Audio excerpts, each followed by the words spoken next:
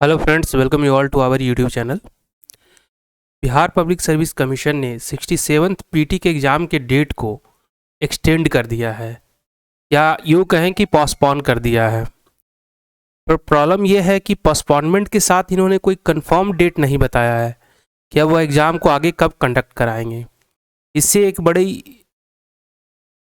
उपापोह की स्थिति अभ्यर्थियों के बीच में, कैंडिडेट्स के बीच में आ गई है कि अब 67th बीपीएससी का exam Bihar public service commission के द्वारा कब कंडक्ट कराया जाएगा।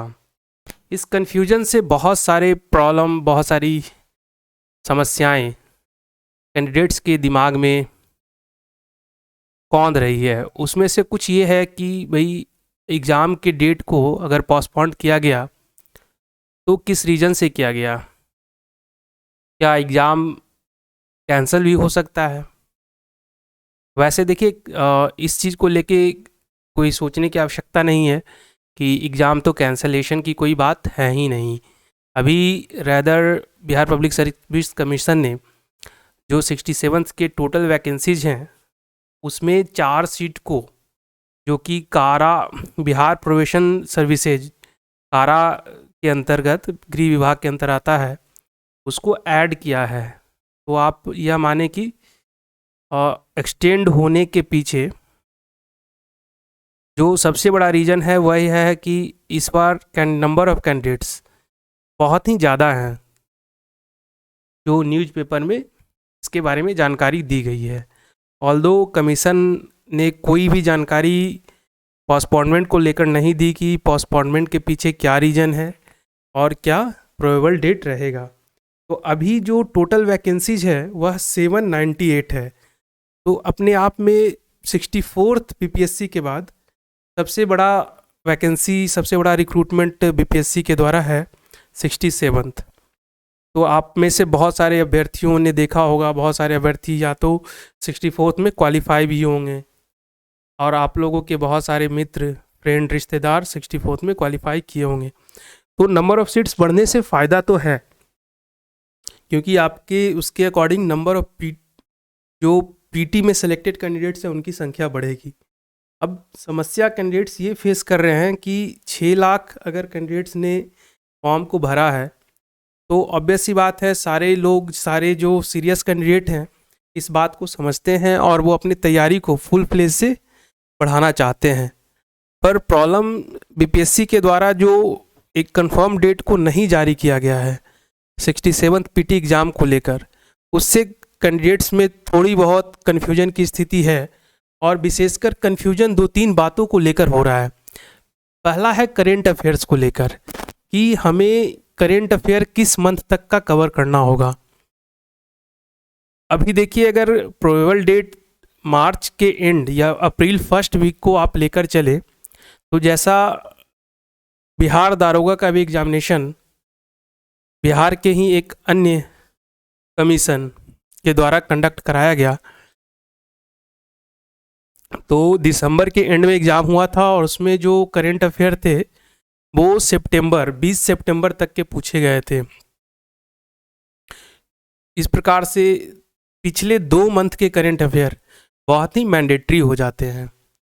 तो देखिए, अगर आपका करेंट अफेयर दिसंबर तक आपने प्रिपेयर किया है, तो वैसे भी अगर एग्ज़ाम जनवरी में हो या फरवरी में, मार्च में, आपको करेंट अफेयर को लेकर परेशान होने की आवश्यकता नहीं। आप बिल्कुल जिस डेट को भी हो, जब तक एग्ज़ाम का डेट डिक्लेयर नहीं हो जाता है, या फिर सपोज मान लें कि आप फर्स्ट वीक ऑफ अप्रैल को ही एग्ज़ाम का डेट डिक्लेयर कर दिया जाता है, तो भी आप बिल्कुल मार्च तक करेंट अफेयर को करें, क्योंकि करेंट अफेयर आपको डेली प्रैक्टिस करने की चीज़ है। करेंट अफेयर को डेली रिवाइज करने की आवश्यकता होती है, और जैसे जैसे टाइम बढ़ता है करेंट अफेयर में ऐड ऑन होता जाता है। अगर एग्ज़ाम जनवरी में होता तो मोस्ट प्रोबेबली जो करेंट अफेयर के सेक्शन थे वो नवंबर तक पूछे जाते। लेकिन अब ऐसा नहीं है कि मैं दिसंबर तक जो करंट अफेयर है उसी को करूं। निश्चित तौर पे आप एग्ज़ाम अभी, चूँकि भविष्य में किसी भी वक्त संभावित है, चाहे मार्च या अप्रैल हो, ये सारा तो स्पेकुलेशन है, क्योंकि कमीशन के द्वारा कोई निश्चित डेट जारी नहीं की गई। तो आप अब दिसंबर तक सारे करंट अफेयर को कर लें। कल को अगर एग्जामिनेशन के डेट को लेकर कोई स्थिति स्पष्ट होती है तो आप फिर जो है आगे अपने करंट अफेयर को और आगे बढ़ाएं। तो करेंट अफेयर को लेके बहुत परेशान होने की आवश्यकता नहीं है। आप करेंट अफेयर तो डेली आपको पढ़ना ही है।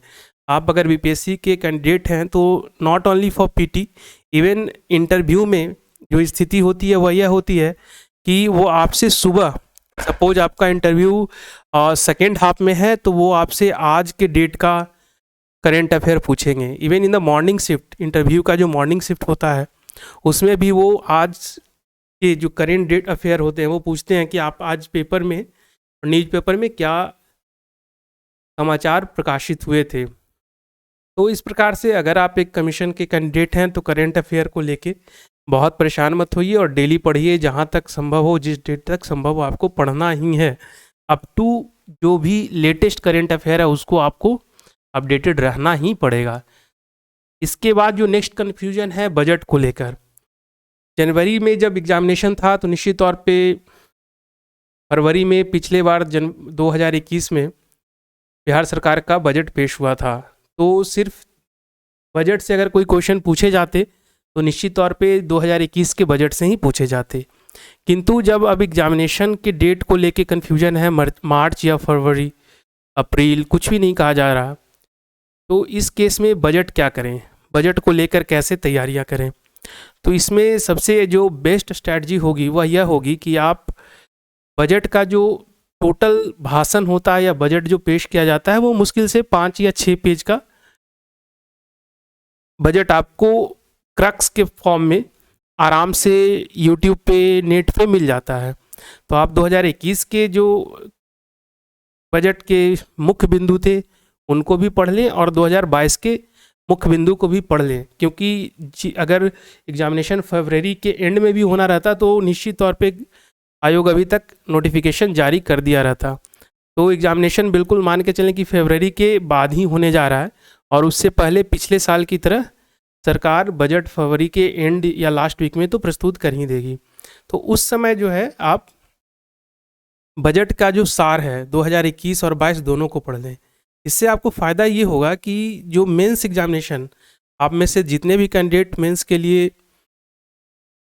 सक्सेसफुल रहेंगे, मेंस में जिनको बैठने का मौका मिलेगा, उनके लिए एडवांटेजियस ये हो जाएगा कि वो 2021 और 22 के दोनों के डेटा को अपने मेंस के आंसर राइटिंग में यूज कर सकते हैं। उसके आगे सबसे बड़ा कन्फ्यूजन जो है इकोनॉमिक सर्वे को लेके है।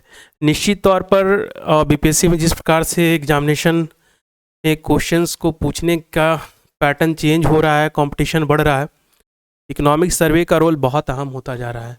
पहले लोग जो यूपीएससी की तैयारी करते थे या फिर आज भी, तो उनके लिए जो भारत सरकार के द्वारा जारी इकोनॉमिक सर्वे होता था वह एक बाइबल की तरह होता था। उससे 2-3 क्वेश्चंस तो डायरेक्टली रहते ही थे। और अब देखिए बीपीएससी में भी इससे रिलेटेड क्वेश्चंस पूछे जा रहे हैं, तो आप इकोनॉमिक सर्वे को तो छोड़ नहीं सकते। लेकिन प्रॉब्लम क्या है इकोनॉमिक सर्वे के साथ, यह एक बहुत ही बड़ा वॉल्यूमिनस, बहुत ही it's a big voluminous document. तो आप पूरे डॉक्यूमेंट को कैसे कवर करें। अब सपोज एग्ज़ाम मार्च या अप्रैल में हो तो आपको कन्फ्यूजन ये रहेगा कि 2021 के इकोनॉमिक सर्वे को कवर करें या 22 को। तो देखिए economic survey PT point of view से आप पूरा कवर नहीं करें। मेरा सजेशन ये होगा बिल्कुल बजट की तरह कि आप जो बेस्ट स्ट्रेटजी ये रहेगी कि आप इकोनॉमिक सर्वे को पूरा start to end 1 by 1 word by word ना पढ़ें, बल्कि इकोनॉमिक सर्वे के सार या इकोनॉमिक सर्वे की का जो brief to the point brief है, वैसे किसी नोट्स को किसी कोचिंग, ऑनलाइन मटेरियल इत्यादि से लें।